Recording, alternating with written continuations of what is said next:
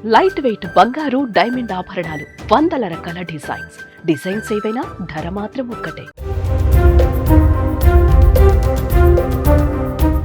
నటి త్రిష 4-10లో వయసు దాటినా ఇప్పటికీ చెక్కు చెదరని అందంతో నేటి తరం హీరోయిన్లకు సవాల్ విసురుతోంది. నేనేం తక్కువ కాదన్నట్లుగా వరుస పెట్టి స్టార్ హీరోలతో విభిన్నమైన సినిమాల్లో నటిస్తూ తన సత్తాను చాటుతోంది. అయితే ఈ అమ్మడు తాజాగా ఎవరు ఊహించని విధంగా స్టేట్మెంట్ ఇచ్చింది.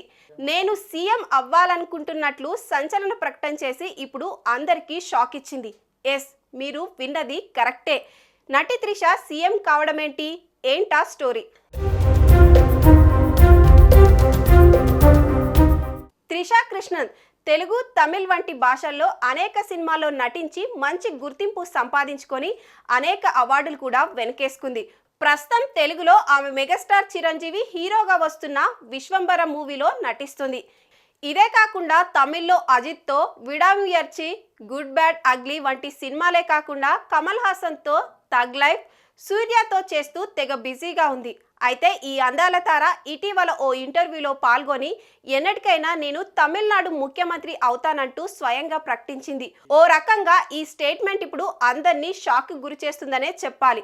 ఆమె ఇంకాస్త మాట్లాడుతూ, రాజకీయాల్లోకి రావాలనే ఆసక్తి నాకు చాలా రోజుల నుంచి ఉందని, నా మీద ప్రేమ, ఆదరణ చూపిస్తున్న ఈ జనాలకు సేవ చేయాలనుకుంటున్నట్లు ఆమె తెలిపారు.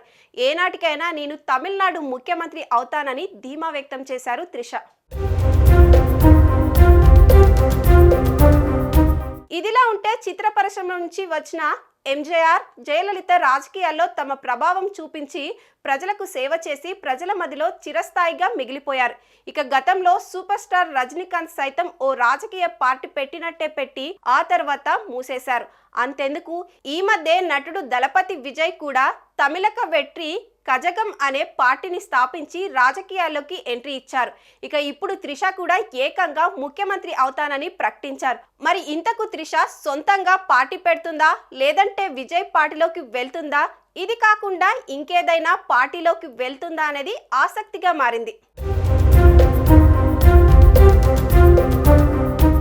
సుమన్ టీవీలో మీ పర్సనల్ అండ్ బిజినెస్ ప్రమోషన్స్ కోసం కింది నెంబర్కి కాంటాక్ట్ చేయండి.